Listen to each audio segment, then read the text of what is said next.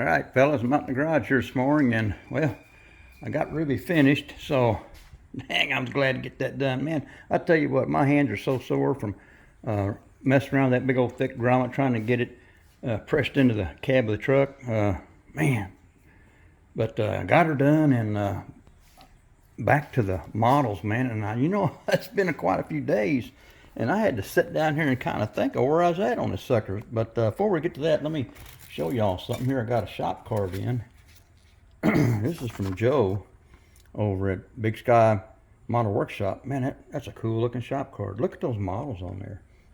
If y'all haven't been to his channel, of course I'm sure you have, but I'm gonna put a link to his channel so y'all can get to it really easy. And man, it just looks pretty cool. Joe, I appreciate it, man, and I'm digging the kind words on the back, buddy. You got a great channel yourself there.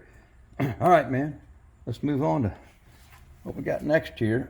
When I ordered that rubber grommet for the gas filler neck for Ruby, I get my parts from classicparts.com. That's where I always go. They got the good Chevy parts. They got good quality parts. I don't buy all my parts there, but a lot of parts for Ruby I do get from there, and never had any issues. So they always send one of these with your order, one of these little glass holders. Thought there was somebody coming in the garage.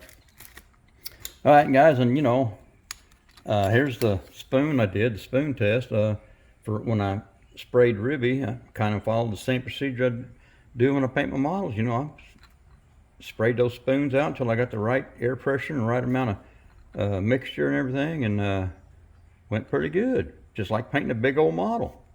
All right, done with that. All right, let's get on the models here. Man, I had to sit down and really think about where I was at on this sucker. But I think this is all done. I'm pretty sure this is all done. I think I showed all this before. Can't even remember, but I'm pretty sure this is all done. I'm going to wait and put those wheels on last. I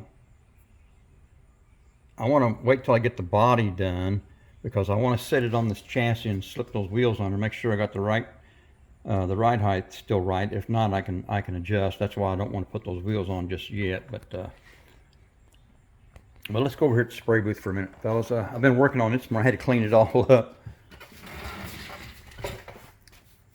I pulled everything out, and these bars right here, they come off really easy. They just snap right off, and you got to clean behind those. I cleaned everything up real good, and put me some more paper down. I'm going to start buying. I was looking around for some different notepads or paper, any kind of paper that would fit this area pretty good. And I think I'm going to buy me a ream of the 11.5 by 17 copy paper. Walmart's got it for like 15 bucks. It's 500 sheets, and man, that'll last a long time. And I think that'll be better than I've just been using one in here, but I decided to go with two because the bottom here is starting to get kind of paint everywhere, so I want to preserve that as much as possible. But I got all my parts. Here's what I'm going to try and spray today. This is that 57 Ranch wagon. I got all my parts. They're all just sitting in here. I haven't been running the dehydrator. I just set them in here to get them out of harm's way, keep all the dust off of them and everything. Got my airbrush all cleaned up. That's the Posh AH. That's all I ever use. And guys, look at this. I always set this up here. This is the e.l.f. makeup brush. It's what the ladies use for their makeup and things. Got it out at Walmart. Excuse me. I always take that and brush my models off before I shoot any paint. And I've never had any problems with static electricity or anything, and seems to work pretty good, so I'm continue using it. But got everything ready. I'll brush all that off. Got everything cleaned up over here. Got me a new filter in. And I always, guys, before I always spray, I get my part over here. I'm getting ready to spray. Turn on my exhaust fan. Then I take the Windex and I just spray a light coat everywhere, a mist coat, just to keep the dust down. And it works pretty good, because if there's any dust up there at all, that Windex will kind of hold it onto the walls a little bit while you're painting, versus a totally dry booth. And you turn that exhaust fan on and it starts getting some of that dust swirled around from everywhere. So it kind of helps out a little bit. Anyway, that's what I do. All right, let's go back over here. I'm going to show you what colors we're fixing to do on this sucker here. It's a splash paint. I'm going to spray this morning this Dover white. That's going to go on first. I'm going to paint the whole body with that. And then I'm going to come back with this sea mist green. And that's going to be the other color that's going on. That ought to look pretty cool, I think. I just love this paint. It's got a ball in it. You just shake it, pour it in your cup on your airbrush, and you're off to the races. Works pretty good.